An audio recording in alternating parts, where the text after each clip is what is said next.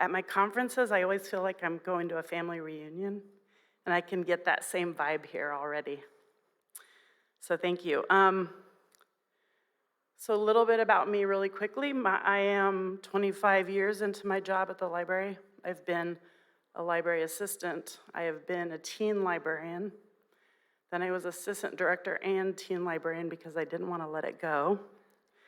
And then they made me decide, and so I became assistant director, and 8 years ago I became the director.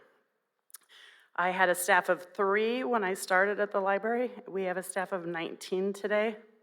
We started with 4,500 people in my community when I moved there in the early 90s when I was 10. And today we have over 20,000 people, so our town is burgeoning. One of my goals when I was hired as the director 8 years ago was to create a service model that allowed our staff to treat each patron and help them reach whatever experience they were looking for when they came to our library. Whether it was to check out a book every day, they're still seeking a different experience, and we want to make sure that that experience is the best that it can be. Or if they're coming in to file for unemployment or look for a job, we want them to feel comfortable doing those things. Now today is yesterday in Iowa. It's like probably the middle of the night or getting closer. I don't even know the time. And I'm still suffering a little bit of jet lag even though we've been here for 3 days. But today on Friday in Iowa, so moving into this day, our library is staying open at an extra half hour for one person who asked me to take a test that lasts until 5:30. We usually close at 5 on Friday nights. But she said, I'm comfortable in your library and I have to take my law exam. So we made it happen. At first I was like, would she ask the post office to stay open late? She wouldn't, but because we're librarians, we do those things every day, right? Customer service starts with good policy, and from there we build a positive work culture. We offer our staff a place to use clear, concise language, ethical and legal policy, that we follow the laws in our state and the laws of our town, and then to build this base of trust. So having strong policies and consistent training in place has allowed us a lot of latitude in our community. As we all know that we've gone through a little bit in the world in the last couple of years with the pandemic, and I'm sure many of you know about the social injustices that have happened across the United States in 2020 with the murder of George Floyd, about 5 hours from where we live, that caused a lot of social conflict and a lot of trauma to our communities. And then in Iowa, we had a derecho in the fall of 2020 that swept through our communities with 100-mile-plus-hour winds that destroyed trees and homes. We lost electricity, and libraries rose with resilience. We've heard that word a lot this week, and provided a framework to ensure that our staff felt safe and cared for during a time of great turmoil when they were exhibiting or having secondary trauma themselves. We all know that we deal with that. I loved what Jahan said yesterday, that we all need to put those things on a shelf as much as we can to protect ourselves a little bit. So as an administrator, it's not only one of my goals, but also my passion to be sure that we are continually developing our policies to be useful to our staff and protect our communities. We use Ryan Dowd's training as well. We have a subscription to his training. All of our staff, from our staff who works 5 or 6 hours a week up to our full-time staff, in America it's 40 hours a week. But all of them are required to do Ryan Dowd's core training, and then they can opt to do the monthly training as well. We build that into their time because we want them to know, and I tell my staff every day, we don't know what people carry in their bags when they come in our libraries. We have no idea what they have, and we may be the only good thing they experience all day. So Merriam-Webster defines policy as a course or a method of action to guide and determine present and future decisions. There is nothing in that definition about the past. We hang on to things sometimes in libraries that we should let go of, and we need to be moving forward and thinking about the way our communities thrive when we help them thrive. Even the titles of our policies make a difference. So in our library, the unattended child policy became this child and vulnerable adult safety policy. Our operations policy became our service policy. We want our policies to be in terms of relation and understanding to our community. And good policy is crafted to allow fluidity and flexibility and not box us in with minutia and rigid rules. I encourage you all to view policies as living on a continuum. So as we talk about how to get to yes, our staff is empowered, from our 4-hour-a-week staff who work are in college or high school to our 40-hour-a-week staff is empowered to make decisions that they need to make to ensure that our customers receive the service that is best for them in the moment. I tell our staff when they start, you can't make a mistake. If you do something wrong, the world will not implode. It'll be okay tomorrow. We'll fix it. We don't want anyone to feel uncomfortable, and we want them to be able to have empathetic conversations. I used to say you can't train empathy, but I've changed my mind. I think you can. I think you can help teach people to be empathetic to others. I'm going to see if I can fix this, do this slideshow. We will get back to this quote on the front of this, but before we even do this, I'm going to skip this. Normally I was going to have my lovely assistant come up and I was going to show you a little customer service. I don't know about your libraries, but in our library we've gotten rid of all fines. We don't charge any book fines. We don't charge for the cost of material unless it's a brand new piece of material. And even then we have what we call reconciliation agreements, so that if someone doesn't believe they can afford to pay for the book, they can give us $1 a month or whatever they can afford, and as long as they continue to pay, they continue to have our access to our services. It's an agreement. If they can't pay, they come in and talk to us, and that's okay too. So I always say I was going to tell Jaylyn, well, you can't take out this book because you have a fine, and oh, you don't have your library card, I'm sorry you're not going to be able to use our library. We don't do any of those things. We don't require a library card. They have them, but they don't have to have it with them to use our library. We can look their name up. It's just as easy. We also do something called radical trust. So I don't ask anybody for an ID to get a library card. I don't require any kind of address.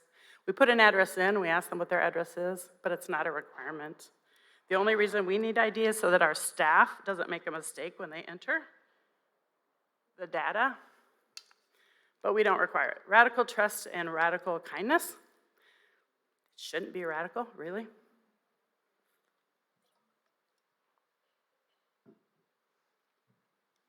So I keep my notes just so I don't get on too big of a soapbox. Oh, it did miss my slide, darn it. It was the wrong, I had an extra slide in here that I was gonna show you guys, and I'm really bummed that I can't. It had a picture of my beautiful son, and it had a picture of another young person who comes into our library whose name was Miles when we met them. And now Miles is 16, and now her name is Ellie. Her mother and father are extremely supportive, and we're so grateful that they reached out to us because Miles was a volunteer and said, Miles has decided he would like to identify as Ellie, and they have made a name change to Ellie. They're very male looking at this time, but they're moving and transitioning right now, and we are able to deliver with empathy whatever service they need when they come in as well. And then I was going to show you a picture of my beautiful, tall, blonde son to ask you what you thought his story is. My son is an electrician. He's married to a lovely woman, but he is a felon. It was a struggle to get him through his teen years, and it was really heartbreaking, but you would never guess if you met him. You wouldn't know if you walked through the doors, oh gosh, that guy's probably a criminal. He was, and it was really hard. But he's made a life for himself, and he's doing well, and we know that we have people living with us in our communities who, how many of you think that you have someone in your community who suffers from domestic violence at home? How many of you know someone in your community who has a mental illness? But those things aren't visible, right? So we want to make sure that everyone who comes through our doors feels cared for. So I'm going to invite you to go on a journey with me. And the first thing I'm going to do is show you a confession. Our journey started with a discussion with a couple of my coworkers and I. I was asked to present on policy, which I do kind of regularly in our state and in our nationally at an organization that I'm involved in. And we started talking about how do we make our policies neutral and inclusive. It wasn't just something that we were doing consciously. We think we do that well, but sometimes we forget. We were asking ourselves these questions. How might we find the middle ground to create policy to help us deliver service to the diverse populations we serve? How do we focus our work on equity and inclusion? It's vital that we continually review our policies to see this equity and inclusion lens and strike a balance that keeps our staff's welfare in mind at the same time and providing the best service. As an aside, I'm going to tell you two things. First of all, I'm not a big fan of slide decks, so those are just to distract you from having to look at me the whole time I'm ambling on them. But now my confession. So my confession is that as a library professional, I operated for years on the notion that libraries are just naturally inclusive, but maybe not. So in many ways we are inclusive, but even in our own libraries we put up barriers to service. I'm sure you can all think of ways that you've set a barrier for someone giving them service. Even in our library we have a woman who's suffering from homelessness now. She lives out of her van, and we know that only because one day a police officer from our neighboring town came in and asked me to come out to the desk. And he said, I saw that this person is here, and I just want to let you know that we've really struggled with her in our community. So immediately our walls went up, and we were worried about how we were going to serve her and keep her from how we would de-escalate if there was an issue. So I told all of our staff, we serve her as we would any patron. We don't overdo, we don't give her extra. We give her the same as we would give everyone, which for us is pretty much extra. I mean, we know that we have people in our community who have homeless, or my lovely adult services librarian came into my office sobbing a couple of weeks ago because we had a woman in crisis with her children from a domestic violence situation. 4 of us, 1 person at City Hall and 3 of us spent about an hour and a half on the phone trying to get her a place to live and to stay over the weekend. It was a Friday night. And it was really hard to find services for her. We're in a community that doesn't have a lot of services, social services. We're about 20 miles from the nearest social services, so we do what we can to provide those services in the library. Like everyone, I'm sure you've all experienced those things here. So my confession is that I thought that everybody was really inclusive. And as we did this journey, we started it, I have these other 2 clashing characteristics that I need to tell you about. I am a policy geek. I love policy, but I'm also the youngest of 5, so I'm a rule breaker. So just a little bit about our community. We are a service population of about 20,000. We're situated between 2 large communities in Iowa. The biggest communities in Iowa are still only around 300,000, so we don't have any giant communities. We have a lot of rural areas. And my policies for myself, both personally and professionally, is to my commitment aligns to being a good neighbor and to offering library service as a bridge to people to connect them in our communities. We've heard that word a lot too, connection. I think that is really the power of libraries. We connect. We connect people to services, we connect people to each other. You heard earlier the stories. We have a knitting group in our library that started, and they come together, and now they take trips together. They go to dinner together. We have another group who comes on Monday morning for coffee, and one of the guys loves to travel, so he does travel videos for people. And we didn't even know he was doing it till he rented a room, or asked to borrow a room, and had this whole program planned out. So now we have him coming in to do it. He's an attorney, so he's doing a law for laymen in a couple of weeks here. So we do all these things. Our staff organization mirrors our community as well. We've worked really hard to try to recruit, even though we don't have a as much as we would like diversity on our staff. A lot of it's invisible diversity. But we have family services because our community is filled with children. So Emily, our family services person, does 0 to 5.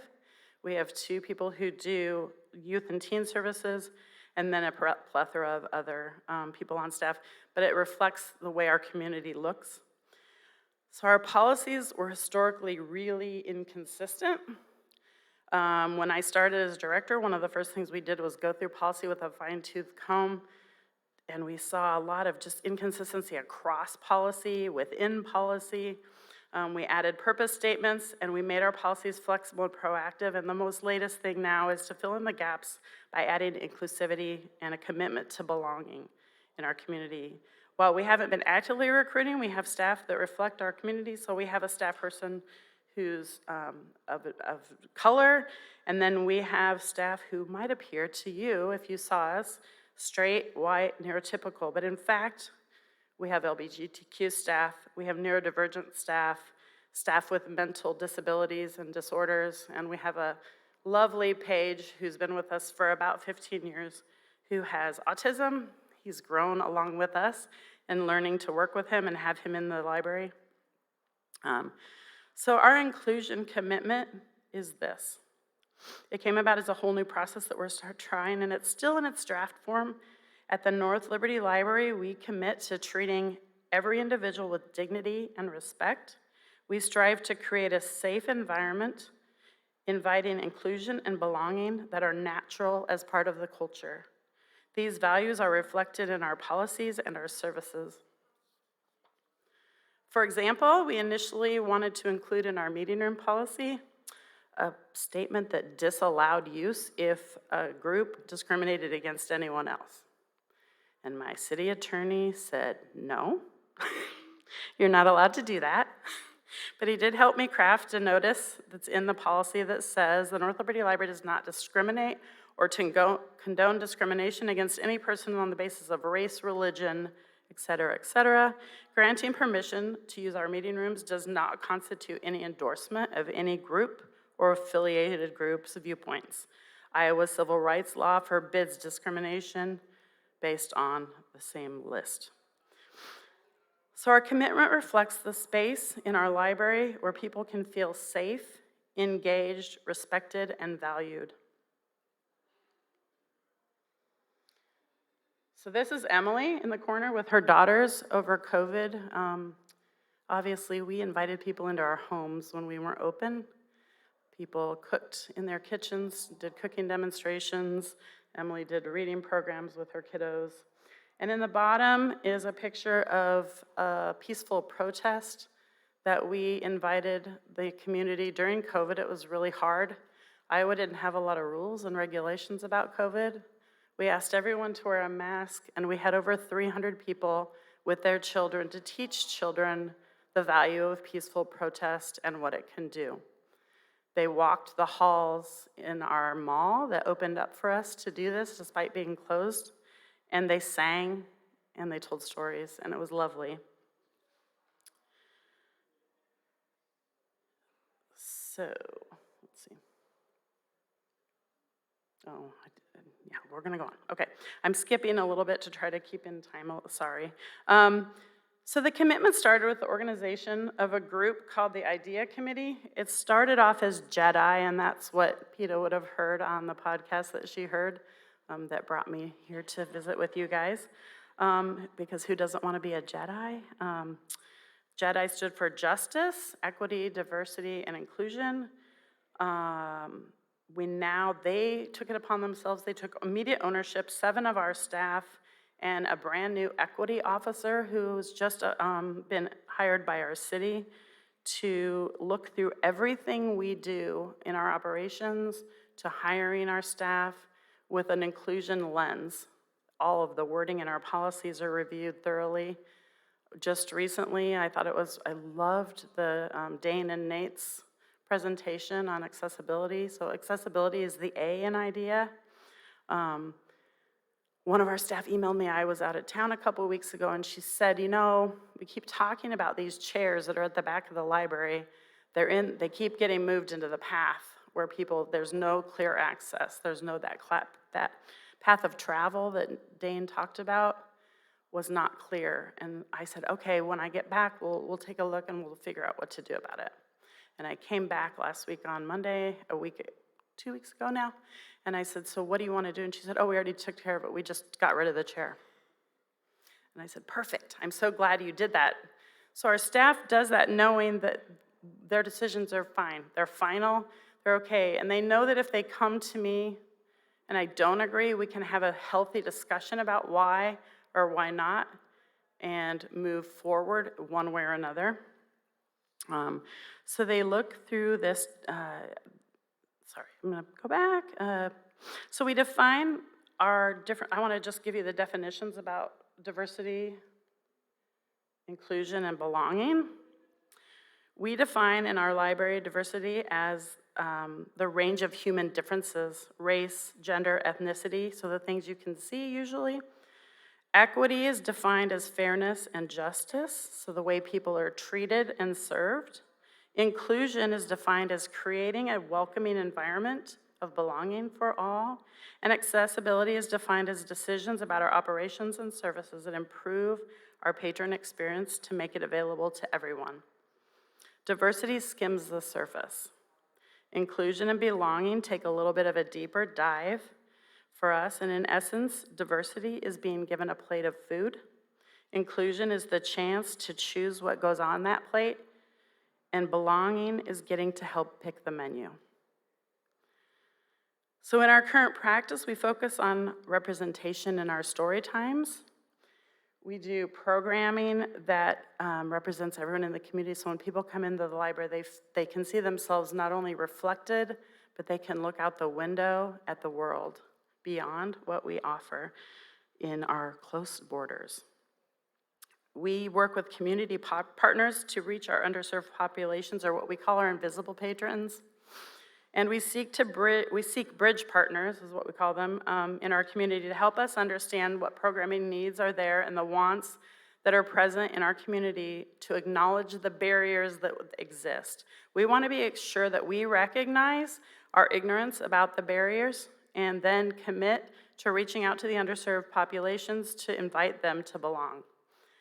The policies are structured through positive language to ensure that people know that they can help develop the policy as well. We want our policies to reflect our community. The policies are the words and the structure for our service model, but the procedures are the action items.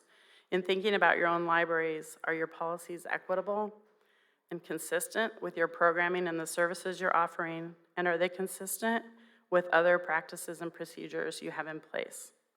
I can't express strongly enough that our policies are only as good as our staff are trained.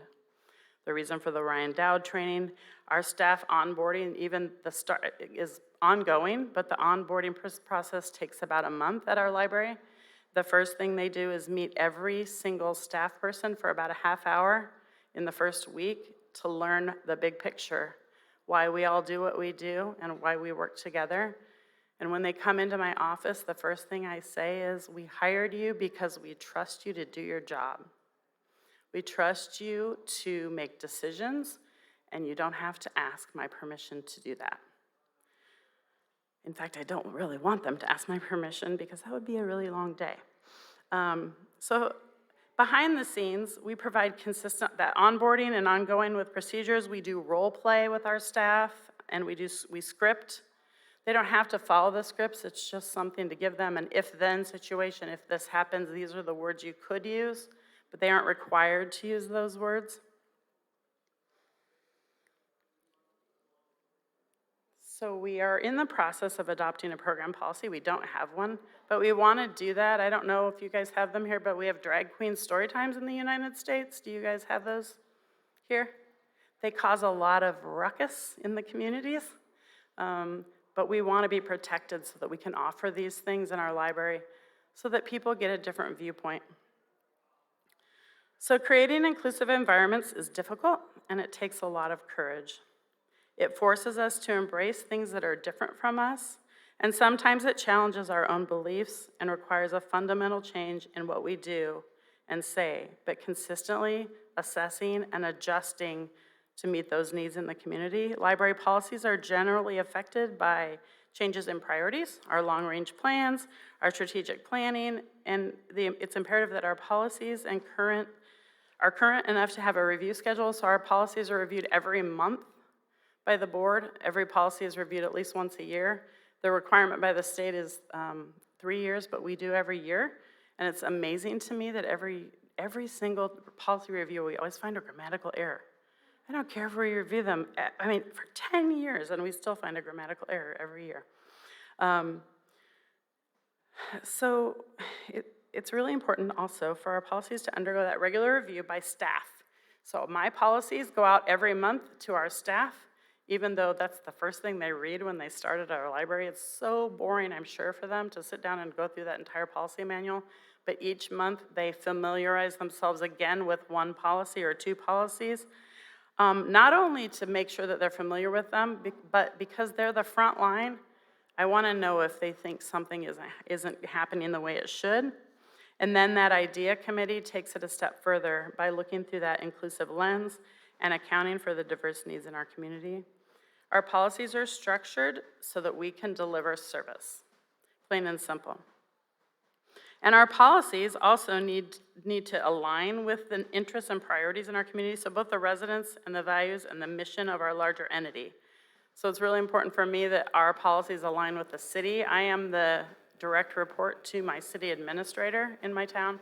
Our board is one of two advisory boards, so everybody else in the state has a board of volunteers that directs them. I don't have that. I have a city manager who really wishes he was here with me now. He really was jealous that I got to come here. That is really, I feel like we have the drummers on the roof. It's almost distracting. And of course, our policies also need to meet state law. So we want to work, and what works in my community might not work in other communities in Iowa, and I don't know that it would work in your communities. I hope that it would, or that you can find ways to meet that flexibility. I've worked really hard to cultivate trusting relationships, not only with my library board, but with my city leaders, because if I do that, they don't ask. They don't know sometimes what I'm doing in the library, and that's probably, my city administrator is probably happier that he doesn't know. We have a very good relationship, and he loves to tease me. Usually he just says, just don't get in trouble. So I've been given a lot of leeway to do this work, but by putting the policies in place with these regular reviews, we keep our staff on board, and they understand. The more they understand, the more you know, right? So what's next? Next step for us I talked about was I'm skipping over some things for you. I'm going to circle back again to the Shonda Rhimes quote for a minute for you. So the very act of saying yes is not just life-changing, but it can be life-saving. We decided to call this the policies of yes because we know the more we can say yes in our communities, the better off our community will be, and the more sustainable we are as a library. So our staff is trained every day to find ways to say yes. Yes, we are going to do this for you. Yes, and while we don't have that service, we know someone who does. Let me make a phone call. How can we be flexible and meet our patrons' needs and give our patrons the experience every time they walk through the doors? That question is always in the front of our minds in that prefrontal cortex.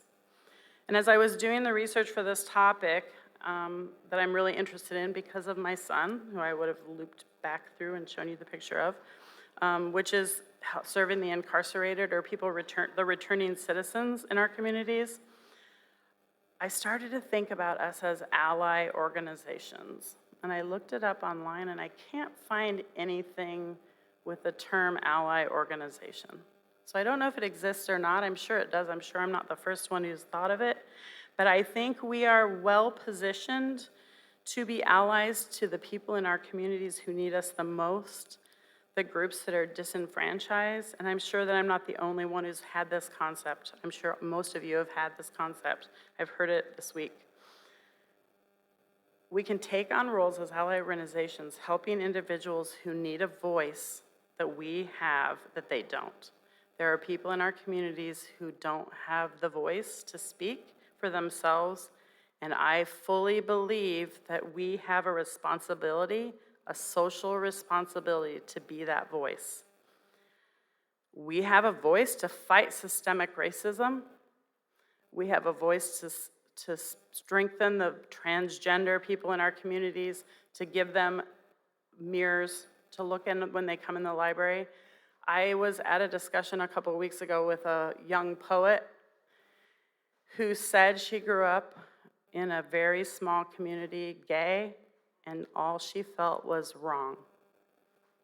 And her saying that made me realize that is what we do.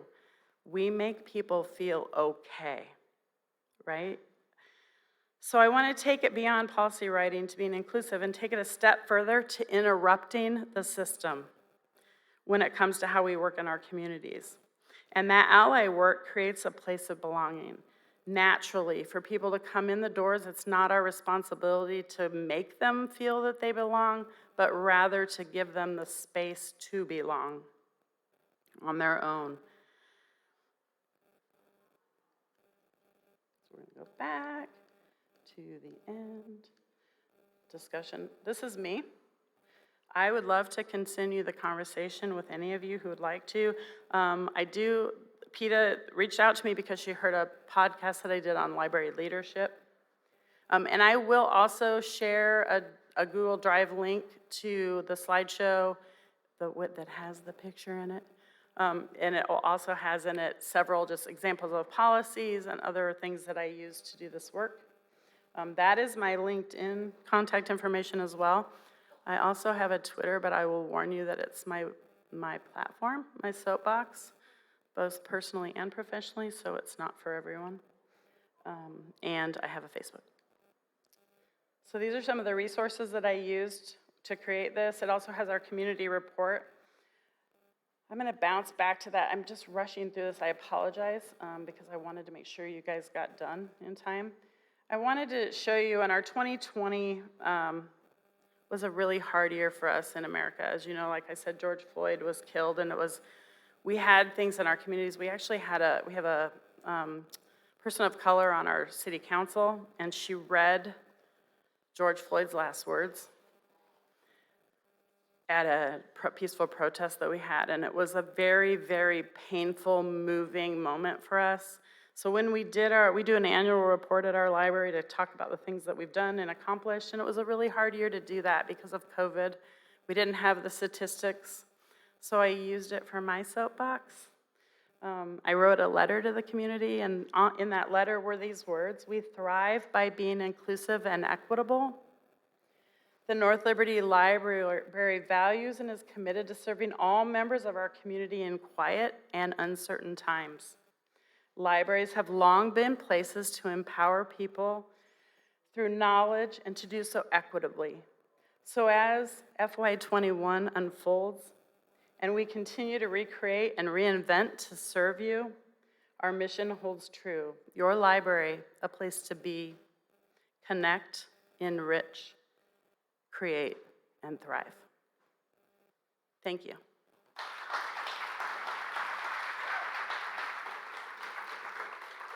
I breezed through that, you guys. I'm so sorry. Does anybody have questions?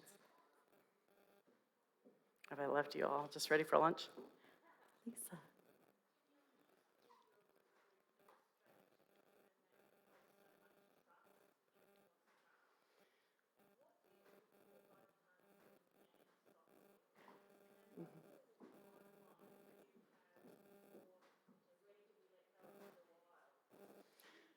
So we have a wonderful public services librarian who hires our part-time staff, for the most part, our part-timers. Our full-time staff have been there a pretty long time. We're open a lot of hours at our library, so our staff is stretched pretty thin. We're open 67 hours a week, 8 to 8, Monday through Thursday, because we're trying to reach as many people as we can during the day. And I don't get to do as much interviewing as I used to. I wish I did. I love interviewing and I love meeting people, but what we look for is personality. Bottom line, we are looking for people who have the passion and the care and understand. So we ask questions about cultural competence. We ask about situations in the community, like have you been in a situation where you've had to work with someone who's different from you, and how would you do this or that? We also do give them some examples of, situations in the library where people are in crisis or loud. How do you handle a group of elderly in your community who are being loud? And how do you handle the same group of teens being loud? What do you do differently? What do you do the same? And we asked this question, and it actually came from Jill's other daughter, gave me this question. It's my favorite question, and if I'm ever in the interview, I get to ask it. They all know. And that is, what is the best customer service experience you've ever had outside the library? And how would you bring that experience with you to provide that same service to someone in your library? And then as far as the training, so the person that we hired for public services is getting her master's right now in library science, but her background is business. And I knew the minute I met her that I wanted her to work with us, and I hope she never leaves me. But she came in with the knowing that it was a brand new position, public services. She wrote our entire training manual from scratch. We didn't have a really good, consistent model for that. So every person who comes in gets the exact same training for about 3 weeks. The 4th week, they're sort of let go into the wild, but never on their own. We have library assistants, and we have library assistant 2. They could make $1 an hour extra to be our building supervisors when our full-time staff isn't available. Did I answer that? Okay. Anyone else? Are you guys ready for lunch? Yeah? Well, you know where to find me. Come visit me in Iowa. I'm so grateful to meet all of you. It's really been a pleasure. Thank you so much.